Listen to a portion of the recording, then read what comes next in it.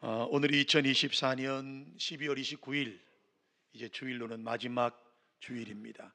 우리 옆에 분들에게 이렇게 인사를 나누고 말씀을 나눌까요? 잘 달려오셨습니다. 아멘이신가요? 다시 한번 인사합시다. 잘 살아오셨습니다. 아직 안 끝났습니다. 다 주의 은혜입니다. 아멘이시죠? 네, 아멘입니다. 하나님은 마태복음의 저자인 마태를 통해서 다른 복음서에는 언급하지 않은 한 사건을 예수님의 탄생과 연결해서 우리 가운데 소개하고 있어요. 그것이 무엇이냐면 동방박사에 관련된 이야기고, 동방박사들이 별을 보고 동방으로부터 예루살렘에 와서 헤롯 대왕을 만나고, 그리고 이 일로 인해서 베들레헴 근교에 있던 아이들이, 만 2세 미만의 남자아이들이 죽임을 당하는 사건, 그리고 피덩이 같은 예수를 안고 그 예수님의 육적인 아버지인 요셉과 마리아가 애굽으로 피신했다는 이야기를 마태복음에만 기록해 놓았습니다.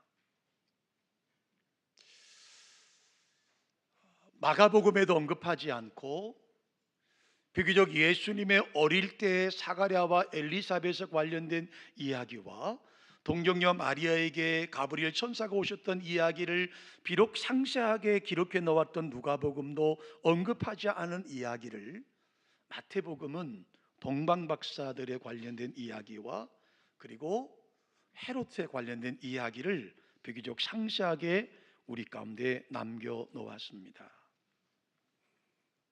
예수님의 탄생과 베들레헴 근교의 2살 미만의 남자 아이들의 그 죽음, 끔찍한 죽음에 관련된 이야기를 여기 기록해 놓았습니다. 로마의 역사학자였던 요세푸스라고 하는 사람의 글을 살펴보면 헤롯에 관한 글을 기록해 놓았는데, 헤롯은 천하에 둘도 없는 악한 사람이었고 잔인한 왕이었다라고 하는 기록이 남겨져 있습니다. 그는 자신의 왕권의 위협을 느껴서 3명의 아들을 직접 처형했던 잔인무도한 왕이었고, 심지어 자기가 죽은 이후에 자기 장례 때는 모든 사람들이 같이 슬퍼해야 하기 때문에 심지어는 각 가정에 한 사람씩 처형하라고 하는 명령을 내렸던 사람이 바로 대헤롯, 예수님이 탄생하실 때 이 유대 땅을 다스렸던 왕이었습니다. 여러분, 예수님은 이스라엘 백성을 구원하고 이스라엘 나라를 회복할 이로써 하나님께서 여러 예언자들을 통해서 이미 오래전부터 이미 예언되어졌던 메시아이셨습니다. 따라서 온 이스라엘 백성들은 그의 오심을 오래전부터 학수고대하고 있었더라고 하는 것이죠. 그러므로 예수님의 이 땅에 오신 예수님의 탄생은 그 기다림에 대한 하나님의 그들의 기도에 대한 응답이었고, 온 백성에게 미칠 참으로 큰 기쁨의 좋은 소식이었습니다. 그러므로 모든 사람이 다 기뻐해야 하고 기쁨으로 받아들여야 했던 것이죠. 그런데 이 메시아의 탄생 소식을 듣고 기뻐하지 않는 사람들이 있었습니다. 메시아의 오심을 기쁨으로 받아들이지 않은 것은 그에 대한 기다림이 없었기 때문이에요. 아니, 내 유익에 그 주님의 오심이 결코 유익하지 않았기 때문이지요. 그 대표적인 사람이 헤롯입니다. 여러분, 이미 제가 여러 번 말씀드렸다시피 헤롯은 유대인이 아니죠. 에돔 사람입니다. 그의 선조에 관해서는 특별한 기록을 우리가 찾아볼 수 없지만, 어쨌든 그는 에돔 사람으로서 과거 마카비 혁명에 의해서 하스모니 왕조가 이스라엘 땅을 다스릴 때 그때 세워진 총독에 불과한 가정이 로마 편을 드는 바람에 로마가 지배를 하면서 유대의 왕으로 등극할 수가 있었다라고 하는 것이죠. 어쨌든 그는 지금 에돔 사람 이방인으로서 하나님의 거룩한 유대 땅을 다스리는 왕이었습니다.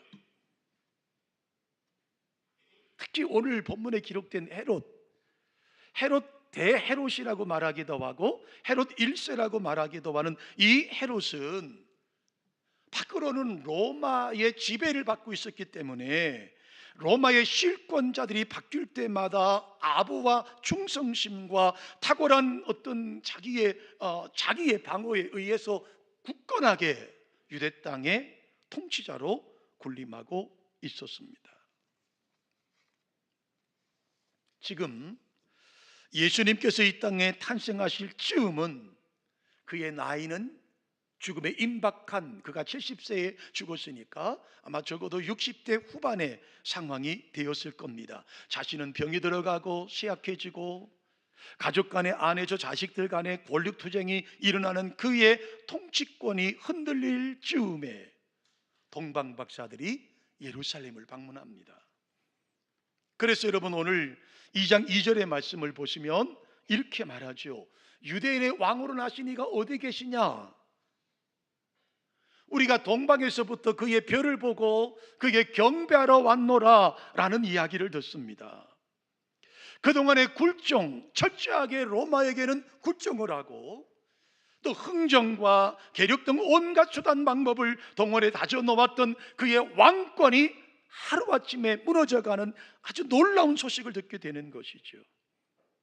아마도 그에게는 천청병력 같은 이야기일 거예요. 내 몸은 점점 쇠약해지고 내가 떠나라는 가까워지고 있는데 내가 지금까지 세워놨던 이 헤롯 왕가의 왕권이 하루아침에 무너지는 엄청난 소식을 듣습니다. 평생의 대업이 위협을 받고 수십 년 동안의 노력이 수포로 돌아갈지 모르는 일이 발생했습니다. 여러분 3절의 말씀을 한번 보실까요? 함께 있습니다. 헤롯 왕과 온 예루살렘이 듣고 어떻게 해요?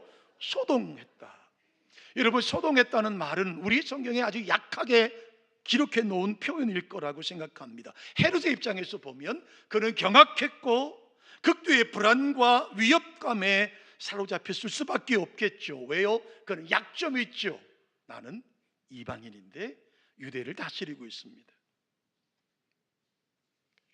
로마를 상대로 자기의 지배권을 끊임없이 아부와 끊임없는 흥정과 계략으로 지켜왔지만 늘 그의 속에는 불안함이 하나 있었어요. 언젠가 유대인들의 반란이 일어나지 않을까? 나를 이방인 취급하는 이 유대인들이 나를 내쫓지 않을까라고 하는 전전긍긍하는 그때에 이 소식이 들려진 거예요. 동방박사들이 왔고 그들은 별을 연구하다가 유대인의 왕으로 오신 분이 탄생했다는 이야기를 듣습니다. 헤롯이 순순히 물러날 사람이 아니죠. 그는 기민하게 대처하기 시작합니다. 그는 이미 유대인 통치자가 되었기 때문에 유대교에서 내려오는 전설을 익히 알고 있었습니다. 메시아가 올 것이라는 사실도 익히 들어서 알고 있었습니다. 유대인들이 메시아를 기다린다는 사실도 이미 오랫동안 이 유대 땅을 다스리면서 그는 알고 있었습니다. 적어도 이 내가 다스리는 이 유대 땅에 이 유대인들은 메시아 사상이 있다는 사실을 그는 알고 있었습니다. 그래서 그는 계략을 꾸미죠. 그 메시아가, 그 유대인의 왕이 어디에서 태어나느냐가 첫 번째 관심이었어요. 그리고 그 사실을 알고 있을 자기의 종교 자문단을 소집하죠. 그들은 제사장들이었고 서기관들이었죠. 그리고 2장 4절의 말씀에 보면 그들을 회집하고 나서 그들에게 묻습니다. 그리스도가 어디서 태어난다는 말이냐? 동방박사들의 이야기를 내가 들었는데 동방박사들의 이야기가 도대체 무슨 말이냐? 대제사장들과 서기관들은 그것이 유대 땅 베들레헴이라고 하는 이야기를 헤롯에게 알려줍니다. 헤롯은 이제 베들레헴이 정확히 어느 지점인지를 더 정확히 알려고 하죠. 그래서 동방에서 온 박사들을 가만히 불러서 별이 나타난 때를 자세히 묻습니다. 7절에 보면. 그리고 그 특유의 계략, 그 특유의 작전을 짭니다. 8절입니다. 우리 함께 읽어보실까요? 가서 아기에 대하여 자세히 알아보고 찾거든 어떻게 하라고요? 내게 고하여 나도 가서 그에게 경배하게 하라. 얼마나 여러분 치밀한 사람이고 얼마나 완벽하게 작전을 짜는 사람인지를 보여주고 있어요. 동방박사들을 부릅니다. 그리고 말합니다. 가서 아기에 대하여 자세히 알아보고 찾거든 내게 와서 고하여 나도 가서 그에게 경배하도록 하라. 그리고 동방박사들을 베들레헴으로 보내고 있습니다. 자칫하면 헤롯의 덫에 걸려서 아기 예수가 살해당하는 상황이 도달할 수도 있을지 모르겠습니다. 그러나 헤롯이 여기 하나 놓친 것이 있어요.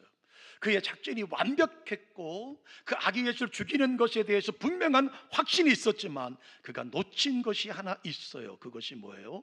아기 예수는 하나님의 아들, 다시 말하면 하나님이라는 사실을 그는 몰랐어요. 적어도 내가 내 권력으로 내 왕의 힘으로 그 아기 예수를 발견하면 나는 죽일 수 있다고 생각했지만 그가 놓친 것이 하나 있어요. 하나님의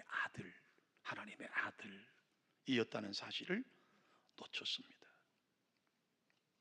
그 말 속에는 하나님께서 아기 예수를 보호하실 것이고 하나님께서 그 아기 예수를 안전하게 보호하신다는 사실을 이미 우리에게 의미해 주고 있는 것이죠. 12절 말씀에 보면 동방박사들은 황금과 모략과 유향을 가지고 예수님을 찾아갑니다. 그리고 경배합니다. 그리고 주의 천사의 꿈을 통해서 현몽하여 헤롯에게 가지 말라고 하고 다시 고향으로 돌아갑니다. 그리고 여러분 13절 말씀을 보시면 오늘 본문의 말씀이죠. 헤롯이 아기를 찾아 죽이려 한다라는 사실을 이미 하나님께서 요셉에게 알립니다. 일어나 아기와 그 어머니를 데리고 애굽으로 피하여 내가 내게 이르기까지 거기 있으라 라고 하는 말씀을 주시죠. 아기를 책임져야 될 아빠였던 요셉은 그 밤에 즉시 일어나서 아기와 그의 어머니를 데리고 애굽으로 떠나갑니다. 그게 14절의 말씀이죠. 이렇게 헤롯이 예수님을 잡기 위해서 설치했던 덫을 하나님은 아주 가볍게 들어 올리심으로써 그 계략이 허사가 될 수밖에 없는 상황을 만들어 놓으셨습니다. 그동안 수십 년 동안 최고의 난세를 이끌어봤던 처세술의 대가였던 헤롯도 하나님의 계획하심 앞에서는 인간의 부족한 인간일 수밖에 없는 상황들을 보여지고 있더라고 하는 것입니다. 그러나 여기서 끝나지 않죠. 베들레헴에서 아기 예수를 발견하고 동방박사들이 나에게 와서 이야기하면 나는 군대를 보내서 그를 죽이면 된다고 생각했던 그 헤롯의 작전은 아주 보기 좋게 실패하고 맙니다. 그러나 그는 포기하지 않죠.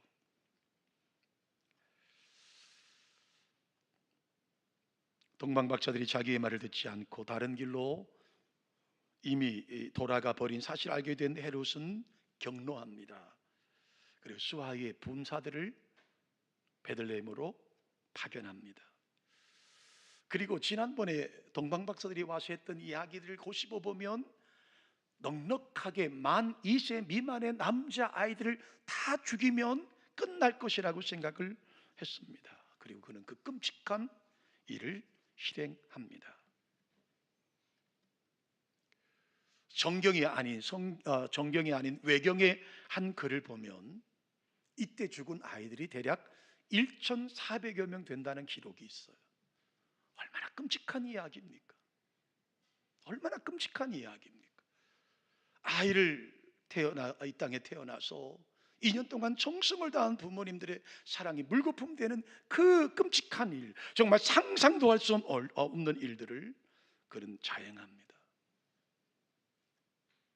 그리고 이 사건을 자행하고 얼마 지나지 않아서 그는 70세의 나이로 생을 마감합니다.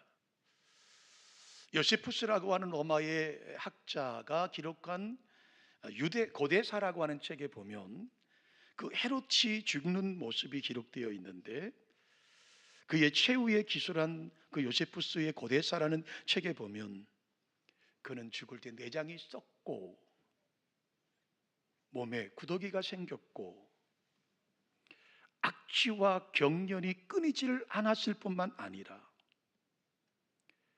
그는 괴물 같은 사람이었다라고 기록해 놓았습니다. 여러분, 베들레헴에 사는 2살 미만의 아이들을 가서 1천여 명이 넘는 아이들 다 죽였지만 그의 불안이 끝났을까요?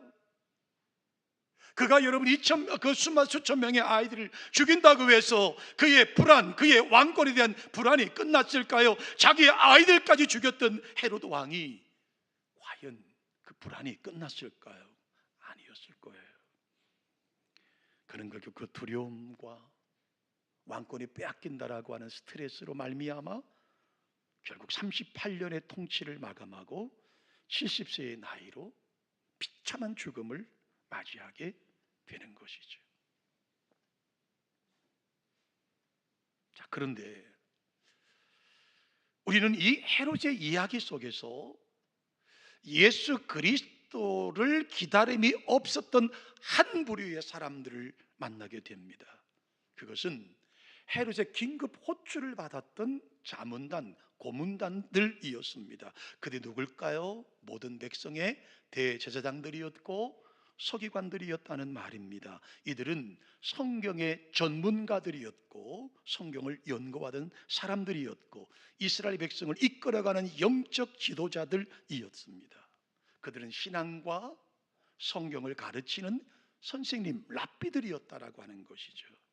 따라서 그들도 마땅히 유대, 이스라엘 민족의 수건이고 대망의 대상인 메시아의 오심에 대한 그 누구보다도 관심이 많았을 것이고, 그리고 늘 역사적인 상황 속에서 하나님이 언제 우리에게 보내실 것이는가라는 기대가 있었지 않았겠습니까? 그런데 뜻밖의 동방으로부터 온 박사들로 인해서 그 소식을 듣게 되었습니다. 우리가 그렇게, 우리 백성들이 그렇게 성경에 예언하고 약속하셨던 그 메시아의 탄생의 소식을 동방의 박사들로부터 들었습니다. 그렇다면 당연히 환호하고, 그렇다면 당연히 그 아기를 찾아가서 경배해야 되지 않겠습니까? 그런데 그들의 반응은 왠지 소극적이고 미온적이었어요. 그들은 헤롯의 호출을 받고 모여서 그로부터 그리스도가 어디서 나겠느냐라고 하는 질문을 받고서야, 그래서 여러분 오늘 본문의 말씀에 보면 5절과 6절의 말씀을 보십시오. 그들이 뭐라고 말합니까? 이르되 유대 베들레헴이오니 이는 선지자로 이렇게 기록된 바, 또 유대 땅 베들레헴아 너는 유대 고을 중에 가장 작지 아니하도다. 내게서 한 다스리는 자가 나와서 내 백성 이스라엘의 목자가 되리라 하였음이니이다라는 말을 정확하게 알고 있었어요. 미가서 5장 2절의 말씀이죠. 그들은 메시아가 오심에 관하여 지식적으로는 이미 다 알고 있었습니다. 그러나 메시아의 탄생에 아무런 관심도 없었습니다. 아니, 관심은 그냥 마치 남의 이야기 하듯 하고 있는 모습을 볼 수 있습니다. 그토록 사모하던, 그토록 우리 민족이 기대하던 그 메시아가 오셨다고 하는 이야기를 이방인을 통해 들었음에도 불구하고, 온 성이 소동했음에도 불구하고 정작 그들은 메시아 오심에 관해서 그 일로 인하여 흥분하지도 않았고 메시아를 찾으려고 한 노력도 없었고 아무런 관심도 없었습니다. 마치 남의 집 이웃나라 이야기하듯 하고 있었습니다. 왜 그럴까요? 왜 그랬을까요? 왜 그랬을까요? 왜 이렇게 이스라엘 백성의 지도자들이라고 하는 대제사장 그룹들과 서기관 그룹들이 미온적이었을까요? 왜 무관심했을까요? 잠시 설명드리고, 또 한 그룹의 사람들이 있습니다. 밤에야 밖에서 장을 치던 한때의 목자들 이야기입니다. 그들은 주의 천사가 그들에게 나타나서 누가복음 2장 10절로 12절의 말씀에 이렇게 말씀하죠. 함께 읽어보실까요? 천사가 이르되 무서워 말라. 보라, 내가 온 백성에게 미칠 큰 기쁨의 좋은 소식을 너에게 전하노라. 오늘 다윗의 동네에 너희를 위하여 구주가 나셨으니 곧 그리스도 주시니라 라고 하는 말씀을 듣지요. 너희가 가서 강보에 쌓여 그 위에 누여있는 아기를 보리니 이것이 너희에게 뭐가 된다고요? 표적이니라 하더니, 자라고 말씀하고 떠납니다. 그러자 누가복음 2장 15절 말씀해 보니까 그들의 반응이 나와요. 함께 읽어보실까요? 이제 베들레헴으로 가서 주께서 우리에게 알리신 바 이 이루어진 일을 보자 하고 빨리 달려가서 그 위에 쌓인 강부에 누여있는 아기 예수를 경배하고 있지 않습니까? 한 그룹은 성경의 전문가들이에요. 한 그룹은 성경의 교회의 권위자들입니다. 백성의 리더자들이에요. 지도자들이에요. 오늘날로 말하면 우리 목회자들이고 교회의 장로님들이세요. 근데 관심이 없어요. 무의미해요. 남의 이야기에 뜻하듯해요. 당시에 가장 천한 직업이라고 여겨지고 주일 안식을 지킬 수 없었던 목자들은 그 말씀을 듣고 나서 빨리 달려가서 아기 예수를 경배하고 있지 않습니까? 천하게 여겨지고 소외된 사람들이었던 목자들의 열정과 반대로 고위성직자들이고 지도자들이었던 그들은 무관심과 미온적인 대응과 이 모습이 얼마나 역설적으로 대조적으로 보이시나요? 이에 대해서 우리는 어떻게 이 부분을 해석해야 될까요? 대제사장들과 서기관들은 메시아의 오심에 대하여 지식은 갖고 있었지만 간절한 기다림이 없었던 사람들이었을 겁니다. 제가 우리 일부 예배 때도 말씀드렸는데요, 성경을 풀어가는 목사는 이 본문이 정해지면 감정이입을 해봅니다. 내가 헤롯이 돼보고, 내가 동방박사가 돼보고, 내가 목자들이 돼보기도 해요. 자, 제가 대제사장들과 서기관들의 입장에서 감정이입을 해보았어요. 그러면 그들의 입장에서 보면 이렇게 말할 수 있을 거예요. 그들은 헤롯치아에서 백성들에 대한 영향력과 지배권을 일정 부분 가지고 있었습니다. 비록 로마의 지배를 받고 비록 에돔 이방 사람이 우리의 왕이었지만 그 왕으로부터 부여받은 일정의 권력과 일정의 영향력과 일정의 지배권을 포기할 마음이 없었어요. 아니, 반대로 그 영향력과 지배권을 그 상황에 만족하고 안주하고 있었던 것은 아니었을까? 어쩌면 진정한 주권자인 메시아가 이 땅에 오신다면 그때까지 우리들이 가지고 있었던, 우리가 누리고 있던 그 모든 권세와 명예와 특혜를 다 내려놓아야 할지도 모른다는 생각을 그들은 가지고 있었어요. 그러니 메시아가 오지 않았으면 좋겠다. 비록 로마의 지배를 받고 있지만 일정한 영향력과 지배권을 가지고 있는 우리들이 적어도 헤롯이 있는 한 이 영향력을 행사할 수 있었다라고 하는 특권의식에 빠져버리고 있었던 것이죠. 그러므로 기다림이 없었던 거예요. 실제로 여러분 30년이 지납니다.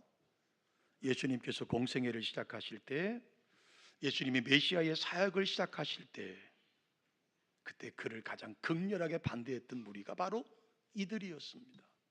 제사장들이었고 서기관들이었고 바리새인들이었습니다. 왜 그랬을까요? 알량한 그 영향력, 그것을 뺏길까 봐 두려웠던 것이죠. 자, 그렇다면 이제 말씀의 결론에 가서 이 본문이 우리에게 말씀하고 있는 말씀이 뭘까요? 이 본문이 우리에게 주시는 메시지가 뭘까요? 오늘 이야기는 우리로 하여금 오늘날 이 땅의 교회와 그리스도인들을 우리 자신을 돌아보게 만들지 않나요? 우리 각자는 한번 스스로에게 예수 그리스도의 오심에 대한 진정한 기다림이 우리 속에 있는지 우린 스스로에게 물어보아야 할 것입니다.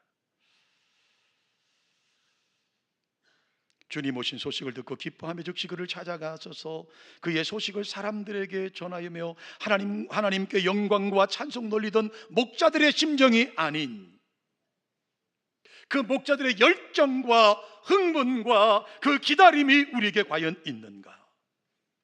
우리도 혹시 기다림이 없는 이미 감각을 잃어버린 목회자들과 중직자들 되질 않았을까? 두려운 마음으로 이 말씀을 함께 나눕니다. 오늘날 우리 조국교회는 끝없는 어려움들이 많습니다. 지난 금요일 저희 교회에서 나물산노회 임시노회가 있었습니다. 3가지 건을 가지고 노회를 열었습니다. 저는 노회를 저희 교회에서 열면서 제가 현직 부회장이고 이 교회 당회장 목사로서 오늘은 발언하지 말아야지, 오늘은 발언하지 말아야지 맨 앞자리에 앉아서 계속 기도하는 마음으로 앉아 있었습니다. 우리 이웃교회의 합병의 건을 다루었습니다. 너무 마음이 아팠습니다. 정말 펑펑 울고 싶었습니다. 왜냐하면 저도 개척을 했고 저도 32년을 이 교회에서 목회했는데 나도 저렇게 마지막 모습이 부끄럽지 않을까? 혹시 나도 내 속에 이 교회는 내 것이라고 하는 생각에 사로잡혀 있질 않을까? 정말 펑펑 울고 싶었습니다. 교회들의 분란의 이야기들을 서로 핏대를 지어가며 고함을 치는 목사님들 틈에서 정말 펑펑 울고 싶었습니다. 그리고 원고를 다시 보게 됐습니다. 적어도 우리는 헤롯처럼 잔인하진 않습니다. 적어도 우리는 헤롯처럼 살인을 저지르진 않았습니다. 그렇다면 우리가 속했던 그룹은 백성들의 지도자였던 바로 대제사장들과 서기관들의 모습이 아닐까요? 하나님 앞에 목회자로 부름받은 것이 너무너무 감사하고 내가 정관드림교회 담임 목사가 된 것이 너무너무 감사하고 감격하고 흘리던 그 눈물이 어느덧 눈물이 사라지고 당연한 것으로 다가와 버리진 않았을까? 성탄절 저녁 제 마음을 지난 금요일 저녁 제 마음을 짓누르는 아픔이 있었습니다. 사랑하는 성도 여러분, 여러분 어떠시죠? 여러분은 목자들의 마음을 가지셨습니까? 아니면 어느덧 우리의 신앙이 세월이 지나면서 감사도 사라지고 감격도 사라지고 은혜도 사라지고 그저 형식적인 예배자로 전락해버리진 않았나요? 그렇다면 우리도 대제사장들과 서기관들과 다를 바가 하나도 없습니다. 이미 교회를 오래 다녀서 지식은 가지고 있습니다. 이미 선법도 배웠고 정치도 배웠고 시리도 배웠고 조직신학도 배웠습니다. 그런데 우리 속에 정작 있어야 될 열정과 첫사랑을 잃어버리진 않았을까? 이 성탄을 보내면서 우리 가슴을 짓누르는 말씀이에요. 저도 주님 앞에 다시 한번 섭니다. 다시 한번 제 속사람을 들여다봅니다. 사랑하는 우리 교우 여러분, 이 땅의 기다림과 설렘을 사라졌다면, 첫사랑의 감격이 사라졌다면, 하나님을 섬기는 기쁨이 사라졌다면, 그리고 남은 것은 그저 껍데기에 불과한 그저 형식적인 예배가 됐다면, 우리 2024년도가 가기 전에 하나님 앞에 철저하게 회개하고 다시 한번 우리의 그 첫사랑, 우리 하나님을 만난 그 감격을 회복하는 우리 드림 가족 되시기를 주님의 이름으로 축원합니다. 그 천사로부터 소식 들었던 목자들이 뛰어가서 그 위에 누워 계신 아기 예수를 경배하듯이 우리 다시 한번 우리의 가슴 냉랭해 버리고 식어져 버리고 마치 내가 주인 되어버린 이 교회의 현실 속에서 다시 그분 앞에 무릎 꿇을 수 있는 우리 드림 가족 되시기를 주님의 이름으로 축원합니다. 고마우신 하나님,